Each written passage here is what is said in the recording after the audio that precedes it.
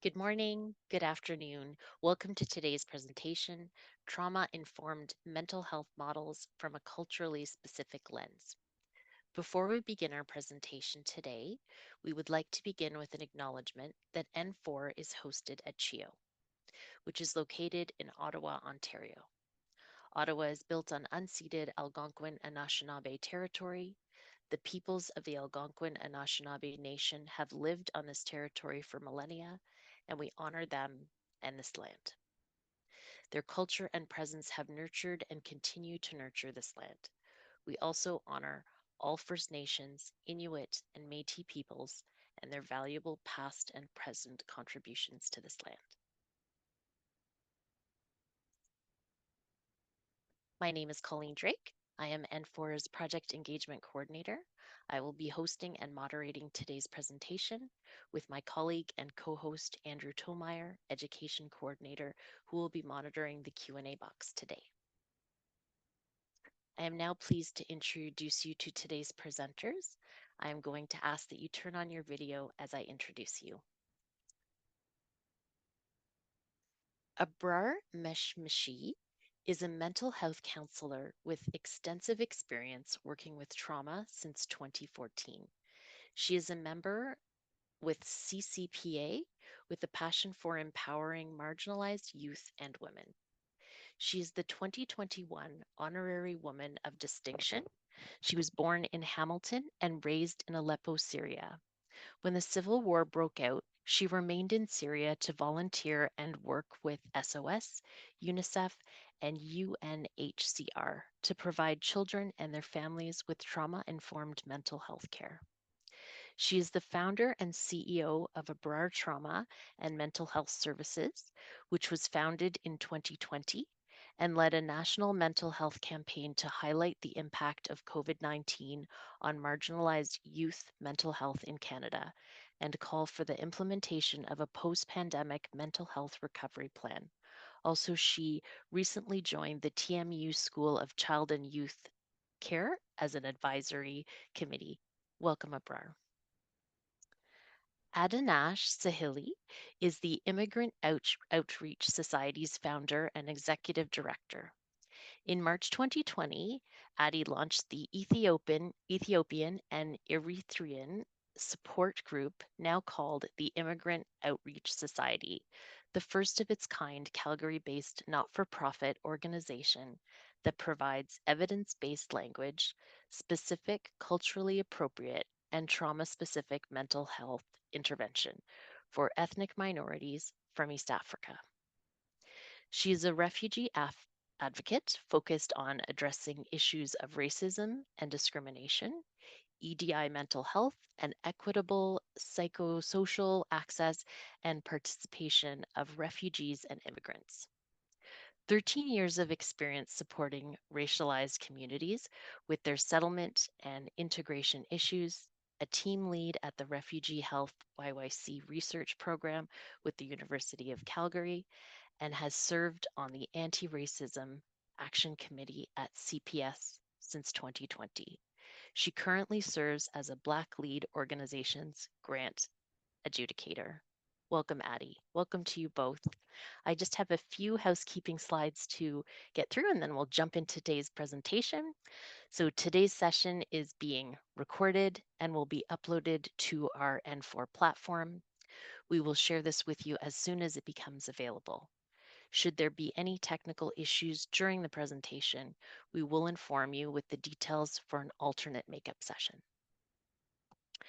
Before we begin today's event, I'd like to take a moment to introduce you to our platform features to help enhance your participation experience. Throughout today's session, we invite you to write your questions in the Q&A window. We know that sometimes many of you might have the same question or be interested in a particular response. Today, you have the option of upvoting a question. Please upvote questions you're interested in hearing the answer to, and we will prioritize those questions for our speakers first. With that said, let's jump right into today's presentation, and I pass the virtual podium over to Abrar to get us started. Welcome, Abrar.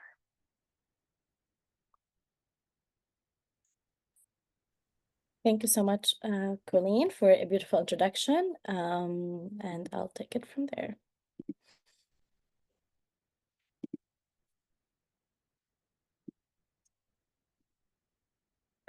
Good morning and afternoon, everyone, from wherever you are joining us today. Thank you so much for being here. My name, as mentioned, Abrar Mechmechia. I come originally from Styria. I was born in Hamilton, grew up in Canada, and this work I'll be presenting today and speaking about our organization work, which is a passion to me, and it has a personal connection as it come and got inspired from my own personal challenges coming as a newcomer back in 2017 to Canada and going through the challenges of having your trauma surfacing and not finding the right support. I'll start by, okay. So our agenda will be covering today an overview about our organization, the service, a few projects like the Insist Together, Deal by Deal, Heart to Heart, a Brave Space, Needle and Narratives, and how to get in touch with us. And we'll be leaving some Q&A questions till the end of our webinar. Our mission and vision, we are a federal not-for-profit organization that is dedicated to provide affordable, trauma-informed, art-based, and culturally competent, or we're trying to switch to a new term, which is the culturally safe mental health support for diverse newcomers and immigrant population. What makes our service unique is that our professional carries on a lived experience and brings the cultural element and expertise with them to resonate more with the population that we serve. Our vision is to create a client-centered, culture-appropriate, safe spaces to ensure the healing and the growth out of trauma, especially with the absolute use of trauma-informed, especially when speaking about the newcomers and immigrant population, including refugees. How do we deliver that and how do we do that? We do that through our services and projects. Our services mainly is one-to-one counseling, including art therapy, family and couple counseling, group support, which has been our most requested and needed service. We have done a lot of group support with various organizations and in many cities across the country, Calgary, Edmonton, Kitchener, Waterloo, Toronto, and Hamilton, which our main offices are located at in Hamilton, Ontario. And workshops, we have delivered a lot of psychoeducational workshops about time management, self-care, what does trauma mean, how to cope with your own trauma, etc. And that included healing circles, especially for the population, for certain population after they go through huge traumatic events like war or natural disaster. For example, we did a lot of healing circles after the earthquake that did happen last year in Turkey, and we have done a lot of healing circles since October 2023 for the Palestinian community and people who have been impacted by what's happening in Gaza.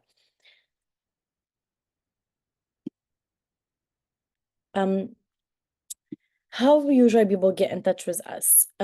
People usually can book online via our website. They can send an email or do referrals through our admin email or via our WhatsApp and phone number, which is 365. You can see it there.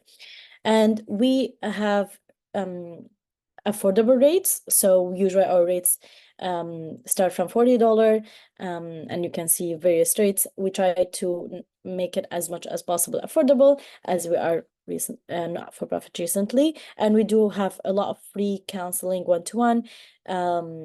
Those rates applies for the one-to-one. All of our support groups and workshops are free of charge, and we do also deliver a lot of one-to-one based on certain criteria. Our modality, we offer our services hybrid, online and in person. That goes to the support groups, the workshops, as well as the one-to-one. So it depends on that situation. The language that we have on board so far is English, Arabic, Dari and Persian, Hindi, Urdu, and Somali. So let me now share a little bit about the project that we have delivered since the beginning. In this together, so we'll start with the In This Together project, which was a national campaign that was advocating for marginalized youth across the country, and calling out for a post-pandemic mental health recovery plan for youth in Canada. We have done through that project a research, and the final report of the research, you can find it on our website, and it was shared with the Minister of Mental Health and the Public Health in Canada. And we had over 500 youth participating in our research. We also did a lot of art activities. We did a lot of group supports. We did a lot of social media campaign to raise awareness about the impact of COVID on the marginalized and BIPOC youth across Canada.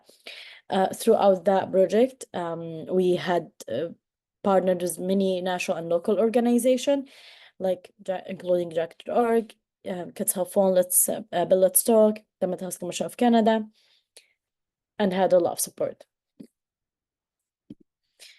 Absolutely, the report had highlighted the current youth mental health issues during the pandemic and after the pandemic, and some of them were the financial barriers, the ineffective treatment, the lack of cultural sensitivity, where we started operating at the organization, taking in consideration the themes and the issues, and our research report recommendation, which invest in more early intervention, reduce stigma through education and awareness, and contribute to the growth of culturally diverse services, which we have been doing since then, working with the youth, the newcomers and immigrant youth.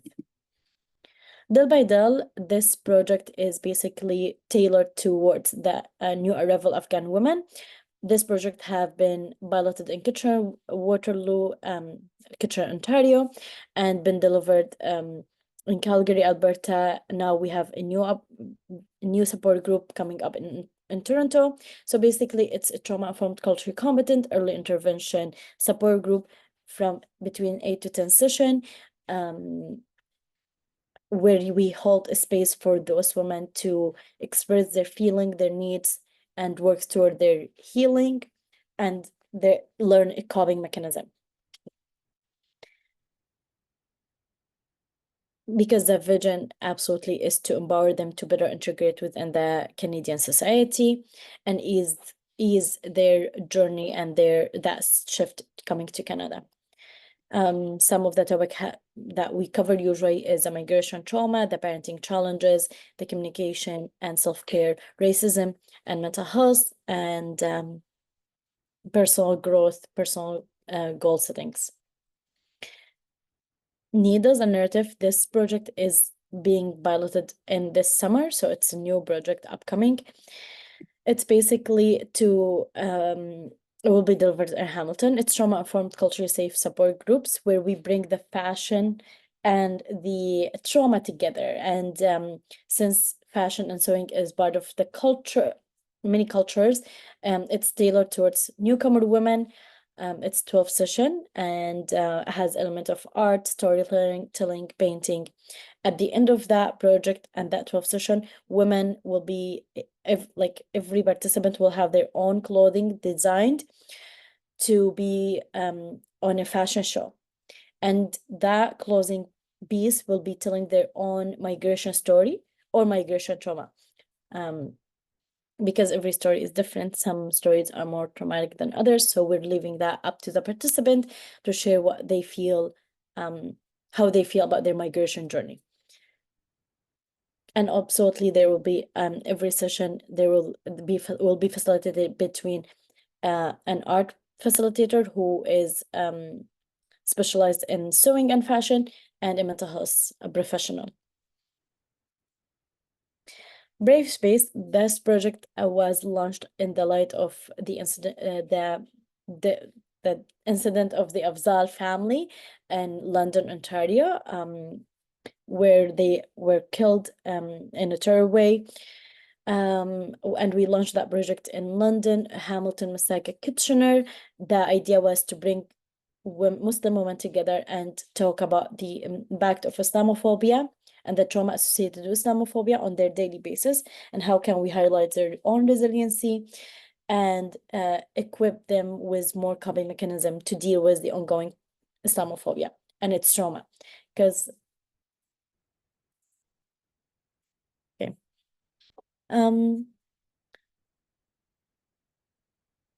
Let me go back to the Brave Space.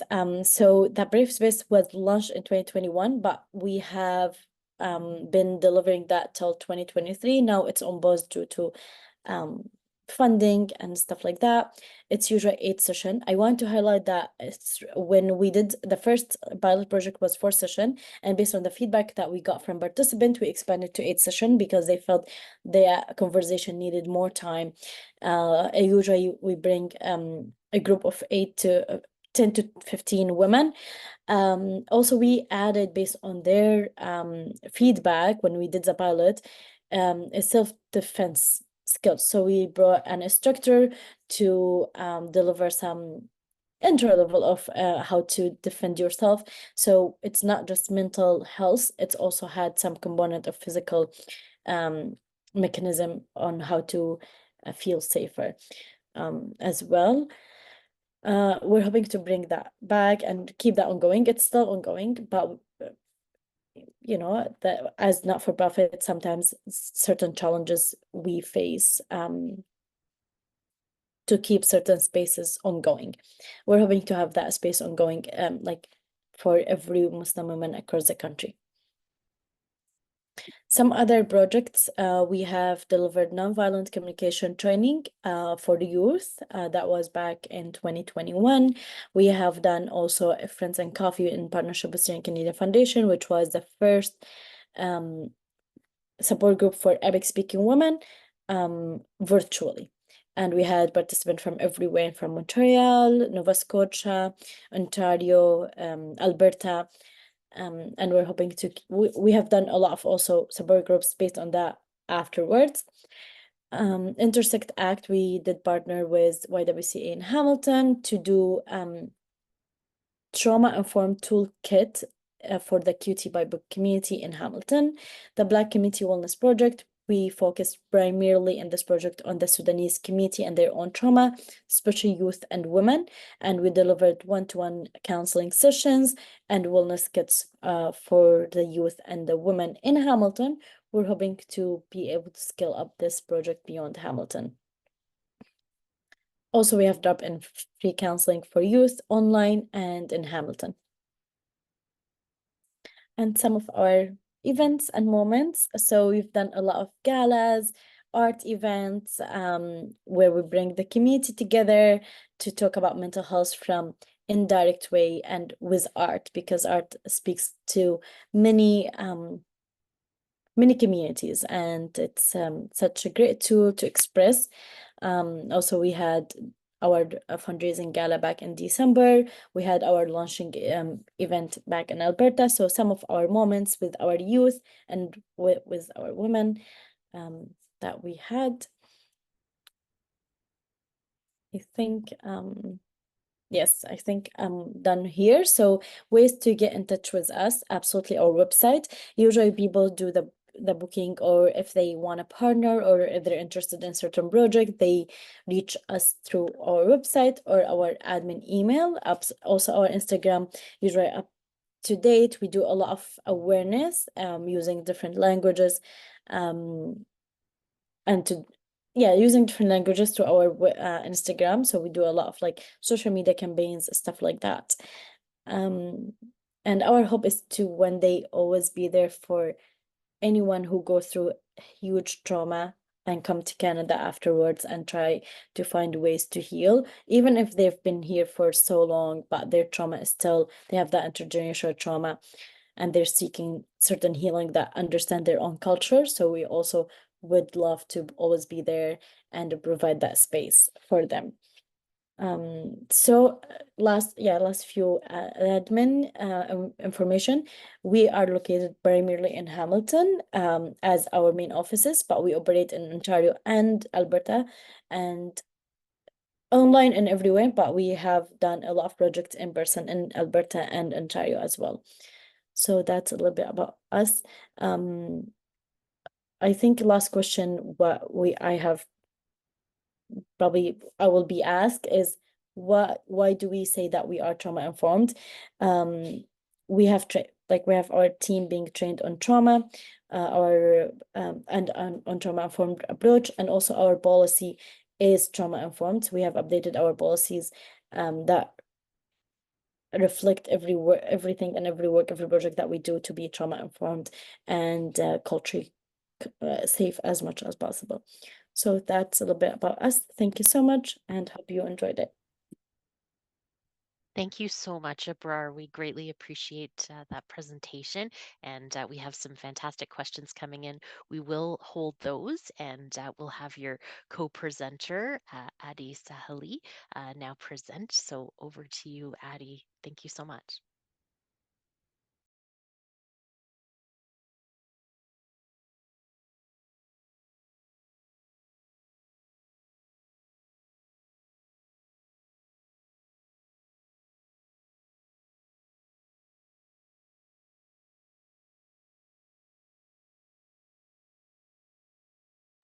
And Adi, we'll just get you to unmute. There we go. Oh, sorry, I was muted. Hello, everyone. Thank you for joining us today. Thank you, Newcomers Navigating Network, for facilitating this experience sharing hub. My name is Adanech Sahilie. I'm a founder of Immigrant Outreach Society.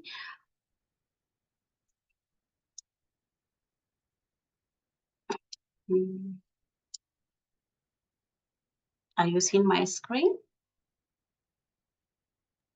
We are, Adi, and the slide just changed. I will go with overview of iOS, our programming activities, and iOS trauma-informed mental health models from a culturally specific lens. And I will give time for Q&A.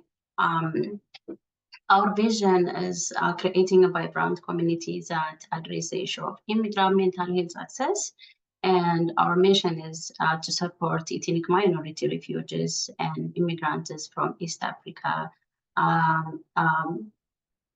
more of like Ethiopian and Eritrean community by providing multicultural, sensitive, and language appropriate mental health services and interventions. Our program, as you can see, is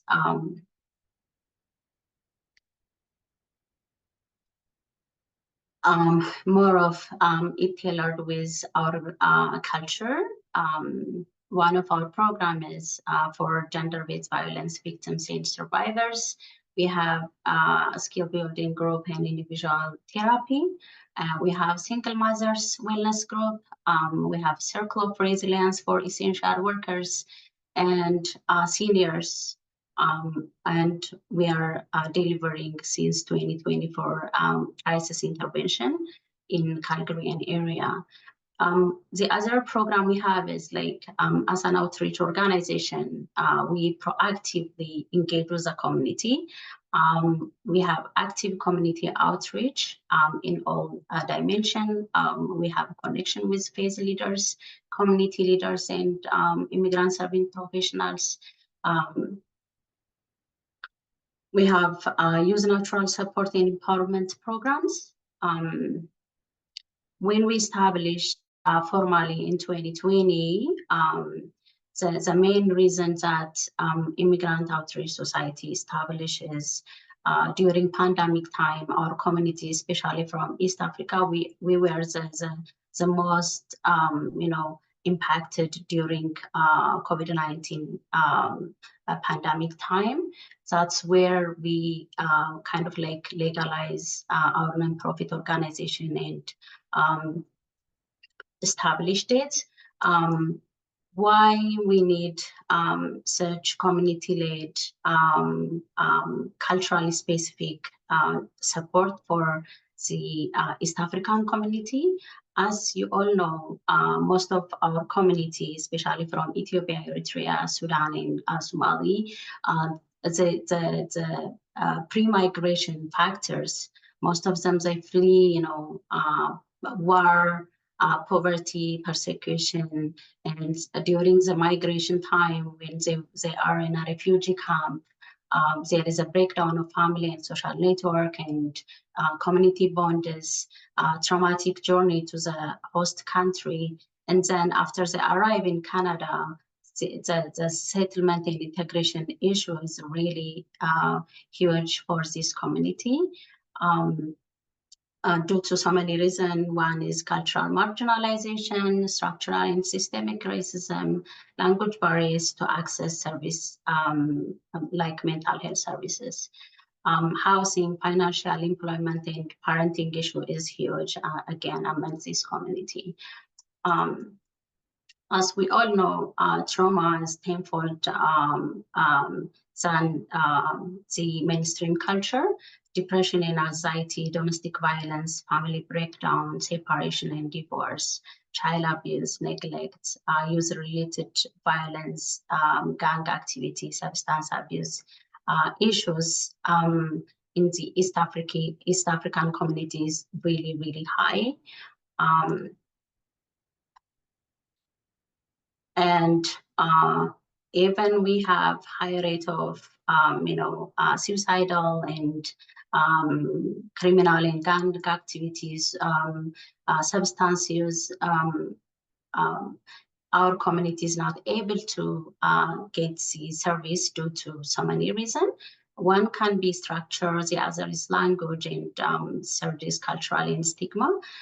When we say structural, it means that most of the service we have in Calgary is not culturally compatible and appropriate services for specifically for those communities. Immigrants do not feel safe, especially if they don't see someone look like them to talk about mental health issues. Languages, the other really, really critical component here, because especially like when it comes to mental health, we don't have so many terminology in our language, and it's really hard to explain in English like thoughts and experiences when it comes to mental health. The other is translation challenge. And cultural and stigma is inability to identify their mental health issues, stigma associated with mental health. You will see lots of pictures, our flyers. I will share a video after my presentation. One of my favorite initiative for immigrant outreach society is called Porridge with Love. This we started it in 2020, and we have data that this initiative really decreased postpartum depression among moms. The other is we have capacity building for Black-led business owners, Black Youth Empowerment Program that is still running since 2020. It has like a component of a natural support group for Black youth where they come together. Wednesdays they have a virtual session, and Saturdays they have in-person gathering. It is more of like a buddy system. They support each other in any issues that they are dealing with. And it might be like a school-related bully or discrimination. They talk about lots of issues with people looks like them. And have a counselor who is coming from the same culture and speaks the language. At the, especially on Saturday at the office, they are able to access services. The other program we have is, as you can see, like we have like coffee all the time. That really shows our cultural therapy. Back home, we grow up like seeing someone make coffee in a very traditional way, and the neighbors' family will gather together and they talk about issues. It can be marital issue or like how to raise children. Like they will talk each and everything, and they will come back with a solution. When we come to Canada, we don't have that kind of support. Everyone is busy. We don't have time to sit, drink coffee, and discuss. That's where we try to create that safe environment for anyone who is experiencing any difficulties in Calgary. We have conversation circles, drop-in conversation circles, and a booked conversation circle. Our drop-in conversation circle is like on Wednesday from 10 to 12. We have this coffee setting. People will come and discuss their issue. It is informal, just drop-in conversation circle that really, really bring a natural support system. Since we started, we see like a huge satisfaction among our participants. Our booked conversation circle is like designed based on each client. For women who flee domestic violence, we have conversation circle. While they are drinking coffee like back home, they will discuss, but it will be facilitated by counselors. And for main conversation circle, we have each time we will let them know in what area we are gonna talk about, and they will prep and they will discuss each other. It's like more of natural support group. The IS trauma-informed mental health models. This is how it looks. Sorry.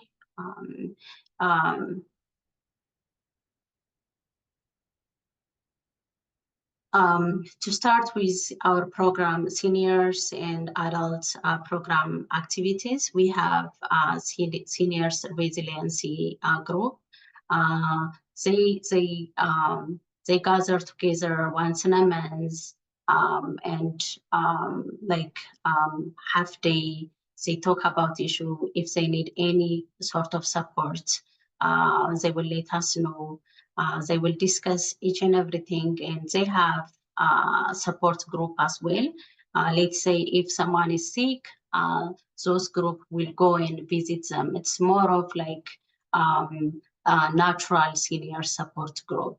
And our program and services is delivered with the first language, Amharic, Tigrinya, Afan, Oromo, and we have North Sudanese worker who speak Arabic and Swahili.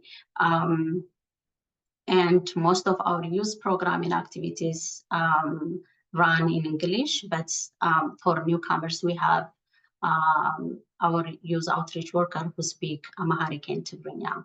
And we have, like, for adults and youth, we have 8 weeks SPR programs that took 8 sessions.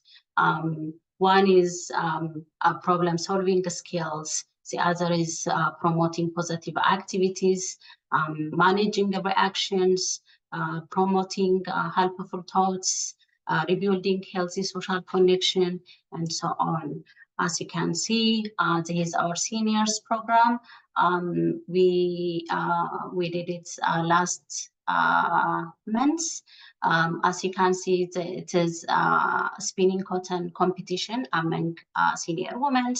And here is culturally, it looks like chess, but it's called in Amharic Gabata, very, very cultural, very well-known play for seniors. So there was a competition among them. It was a beautiful program. They held it like once in a month. And as you can see here, there is our SPR participant when they graduate, like after they complete their 8th session, they will get a completion certificate. Like it's not only like they have like knowledge with that 8 weeks session. For most of them, it is their first certificate. As I mentioned earlier, most people from East Africa, they tend to stay in a refugee camp due to so many reasons. A minimum, most people, they need to stay in a refugee camp 5 years. 10 years, some of them 20 years. And recently we had a client who has been in a refugee camp for 34 years. So we, in that case, like most of the East African community, they are not able to get, education while they are in a refugee camp. That's why we provide them this safe healing environment.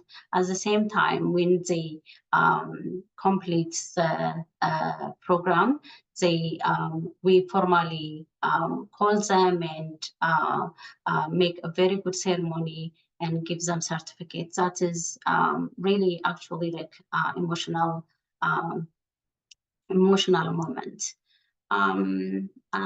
This is our conversation circle, and this is our porridge with love.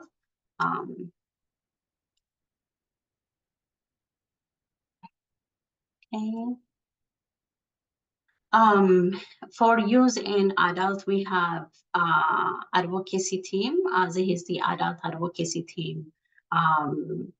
Especially like, most of our clients are frontline workers. Most of them, they work in a meat processing plant. They experience, racism related, breakdown.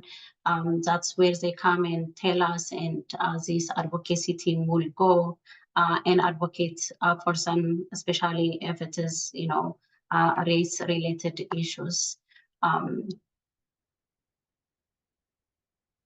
For our youth program, it is, when we talk about East African youth, I know sadly, in the criminal justice system, our representation is high due to so many reasons. The problem is deep-seated and rooted cause of the East African youth and young adult struggles. In our approach to solve this problem, I will describe that. Our program is youth-focused empowerment event.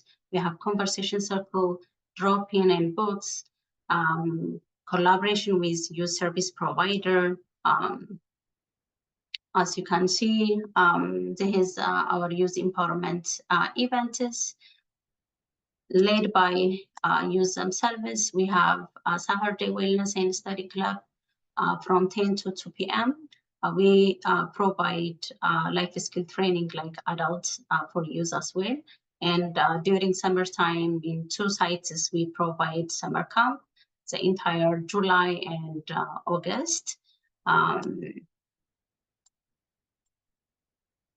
Here is our wellness and study club, and this is their training. This is our summer camp. This is how it looks like.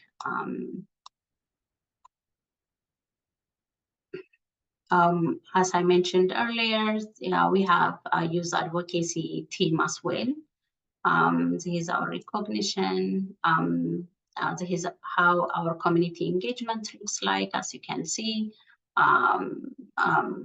This year we had advocacy around housing crisis, and this is our youth panelist on a Black History Month. This is our senior support team, and we have cultural shows. This is more of our collaboration with partner organization and community engagement, training and graduation. Thank you. I'm gonna share the video.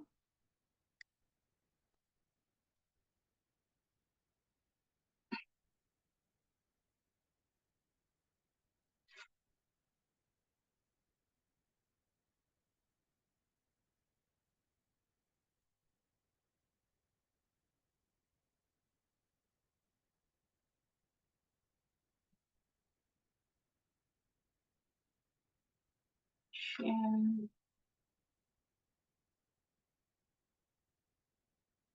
Share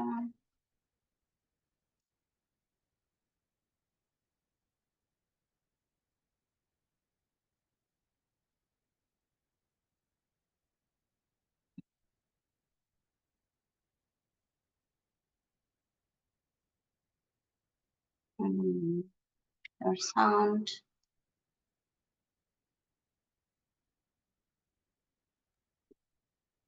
Just click on share sound one more time, Maddie.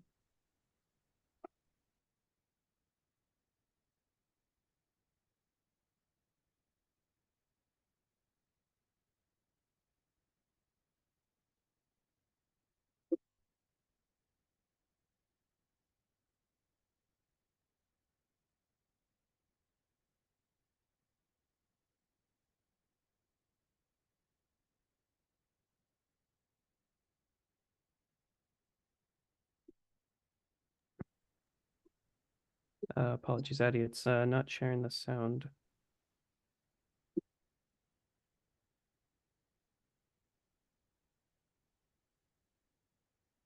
Do you want me to share it from my screen, Addie?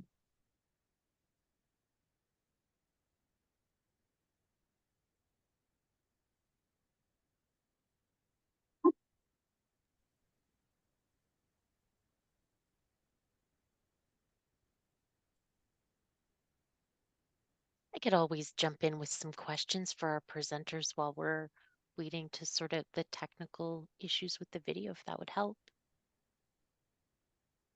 Give it one more try. Success, Addie. In Northeast Calgary, there's a small nonprofit that has a unique way of helping women going through postpartum depression. It's called Porridge with Love, and it's modeled after cultural traditions in Ethiopia. It involves matching each new mom with 15 volunteers. They cook, clean, babysit, and keep mom company for as long as is needed. But first, they welcome the baby with a big old party. The CBC's Elise Stolte takes us to one such get-together. Yeah, just keep until getting thicker and thicker. That's Edam Gabermichael.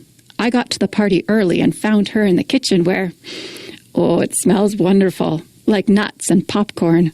She's toasting barley flour as a special gift for a new mom, a traditional porridge.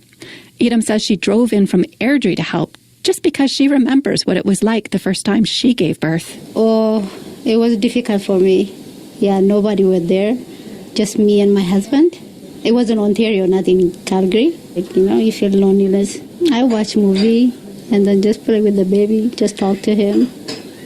But the second one, I was here in Calgary.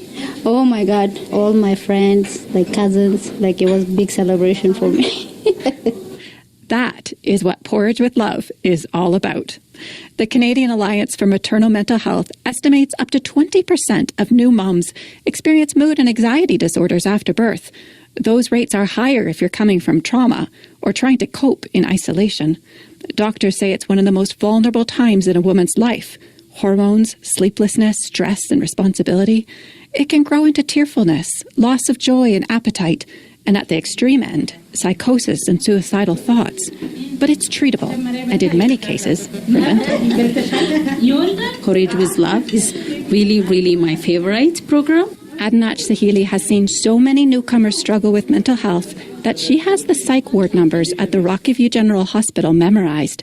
She leads the small nonprofit Immigrant Outreach Society, and she's originally from Ethiopia. We started Porridge with Love 4 years ago. Back home, when a mom gets pregnant, everybody, even neighbors, villagers, everyone will come and help prepare porridge, oats, anything that she can use it. But when you come to Canada, you don't have that much support.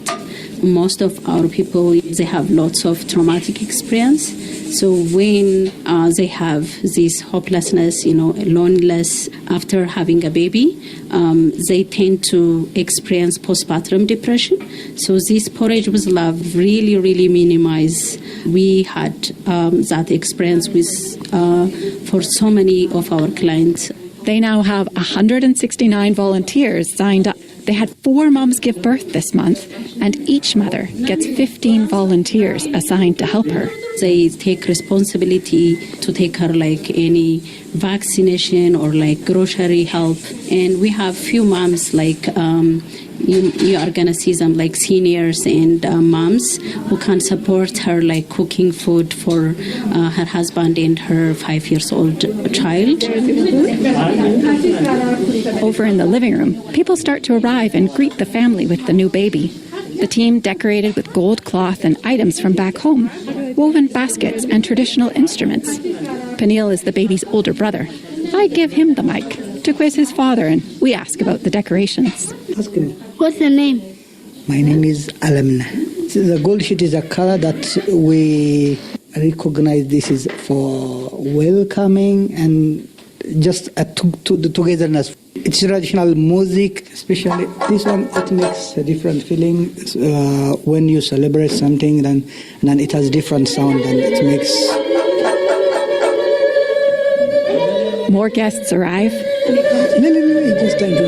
Praise God, praise God, praise God. It's like that. Soon, Alama Aliguez and his wife Rohama Alamo are standing at the front. They're wrapped in regal black and gold cloaks. Baby Johanna is in Rohama's arms.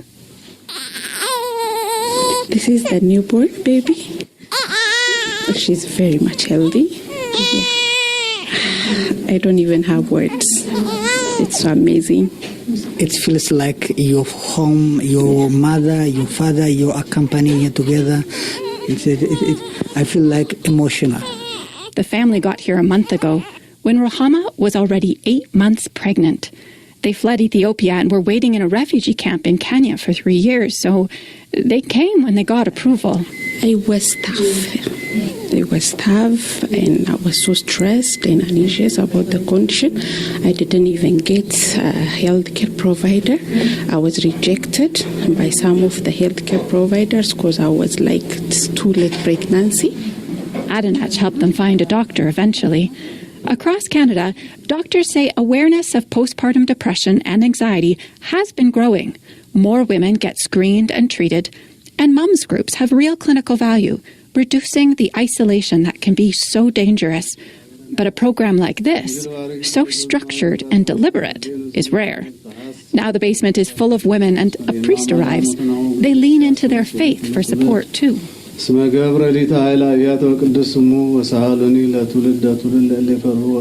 After prayer, he splashes handfuls of holy water all around the house as a sign of blessing. And finally, the porridge. It's warm and smooth and nutty. Edom made a deep well in the center and filled it with chili-flavored melted butter. Everyone gathers around with their teaspoons. It tastes amazing. So delicious. Of course, I made it. For CBC Radio, I'm Elise Stolte in Calgary.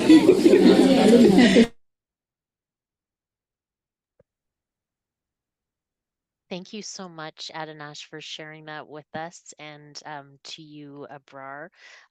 It's wonderful to have this window into your communities and the amazing work that you're doing. So thank you both for those wonderful presentations. And I can see so many questions coming in. I'm not sure if we'll get to all of them today, but to our audience, if we don't have an opportunity to have your question answered, we will get in contact with Abrar and Adanech to have those questions answered. Thank you so much for taking time to share those with us. So I'll jump right into it. And I believe, Abrar, this is directed to you. So did you find that women were comfortable to sign up for these programs? We have found a lot of hesitancy to be part of a program that has mental health attached to it. And how did you encourage participation? Well, thank you so much. I wouldn't say it's been comfortable. It has been challenging. However, there is a few ways that you can tackle that. Number one, first you start building the trust with the community, and that takes time. It's not like over time. Word of mouth. So if when you work with a woman and the woman report to the community, we have found that recently it has been greatly effective to get other women to come. And third way is to be indirect. For example, about needles and narrative, we're not just directly speaking about the trauma, we're or the mental health aspect. We're bringing the storytelling element, the art element. So that has been really encouraging to have them participate. It's usually challenging for them to come to the first session. After they come and they find it, oh, it's really different than what we expected, and it's really stigmatized. They feel differently about it, and they stick and they bring their friends. So that has been our experience so far. Fantastic. Yes, I can absolutely see that from what you've shared and how you get them in and then they keep coming back. So that's fantastic. Addie, would you like to add anything to that? I think when we talk about like stigma towards mental health, is like it is shared culture. It's really hard for our community to talk about their struggle, but we always connected with faith leaders, community leaders. They are kind of like first respondent when it comes to any crisis. We got most of our referral from faith leaders. We work with them and community leaders. Once they create that connection and we create that rapport, especially language plays a significant role. Like when they see you, like you speak their language, they tend to describe what they feel, even though they don't have any terminology about, like, we don't have any word to call like anxiety or depression. It is like they have to explain it in a way they more of like in a very, very cultural way. And then we understand what they are talking about. So I think creating a good rapport will help them, to talk about it. And as Abrar said, once you work with one woman, especially like when it comes to women, she will tell to her friend, and then when her friend experience, any kind of mental health struggle, they will come to you. So that piece really helped. Working with community leader, faith leaders, and have a very good connection would really help. Fantastic. Thank you. Definitely building that rapport rings true. Do you have any suggestions on engaging newcomer men in mental health programs? And maybe I'll send that to you, Addie, to start. Yeah, it's a little bit challenging, especially like for African men, like even when I grew up, I always hear from, elders saying, oh, men cannot cry, like you have to be strong, like even though they have to pass through lots of, traumatic experience, like the culture forces them to just hold it. That's why we see lots of suicidal rates in Calgary, like more than women. Like you see lots of our men commit suicide because they have to, like culturally, they are forced to hold whatever trauma they are experiencing. So to encourage them, we have informal conversation circle for men. And we started it in 2020. They come together, and like that platform, we tell them, oh, we don't have any topic to discuss, just come and talk. So sometimes they talk about politics, soccer, different things, and then you just see them, that conversation will change to like their struggle. And our facilitators are really amazing. We have a registered psychologist who usually facilitates that conversation, and he kind of directs it with mental health. If you ask them, like if we send a flyer saying, oh, main mental health conversation circle, we will see 0 participants. So informally, but now they are really okay with it. They get used to it. They bring even their own friends, like for that conversation circle. They talk about their marital issue if they have, and raising children in a Canadian, way, cultural way. Like they discuss issues. So I think for men, especially if you work with African men, it's always good to have like a platform for them to just come and talk about anything. But if we specifically say like mental health or any kind of issue, they don't show up. Okay. Yeah, but it sounds like you are great at, getting them there, getting them interested, and then if they want to chat about soccer, then there Yeah. you go. Great. Yes. Yeah. And Abrar, do you have anything to add? I think Adi had mentioned the great ways to get men interacted. For us, we have been preparing some research how to really expand. We have few men have been working with us, but we haven't yet tailored a project that specifically for men. However, I do believe some ways, as Adi said, it is to be indirect and have something that include their hobbies and their interests, like either to talk about political issues, soccer's, something that can interest them. So I think that's important. Fantastic. Thank you for that. And I think we probably have time for maybe one, maybe two more questions. So this is addressed to both of your programs and your services. So they're stating that they're specific to obviously where you are in Canada. And they're wondering what advice to healthcare providers who encounter a newcomer who needs these types of supports, but they might not have them in their area. What do you suggest for them to find these services that you're providing in your communities? You've probably come across that, and that's why you've started these fantastic pieces of work. Yeah. Any suggestions? I can start with some. Okay, I would recommend the health worker themselves to be trained, and for example, like attend webinars like your webinars on N4. There is a lot of really rich webinars, have a lot of resources on how that you can fill the gap in the meantime.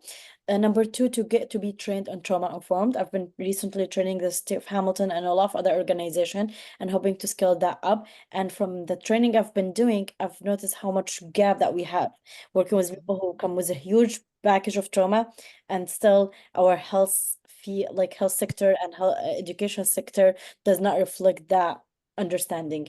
That's number two. Number three, for us, our services are online. So if we are able to fill that gap online, that we will be more than happy to do so. Number four, yeah, probably look what is local and similar. Like, also a big national organization like Mechmechia, Safon, Nasiha Helpline, they operate nationally online, or have some offices that can be also alternative way. Fantastic. So look for those national resources and find those pockets of support in your community. Thank you. Addie, was there anything that you'd like to add to that? I think Abrar already mentioned it, but like maybe it's really good to expose themselves with culture, like different culture. One can be like collaboration with community-led grassroots led organizations, because like knowing culture is really a great component. Like I can give them one example in like from my culture. People tend to go emergency like when they're really sick, but in my culture, when someone asks you like how are you feeling, even though you're very sick, your answer would be like I'm okay.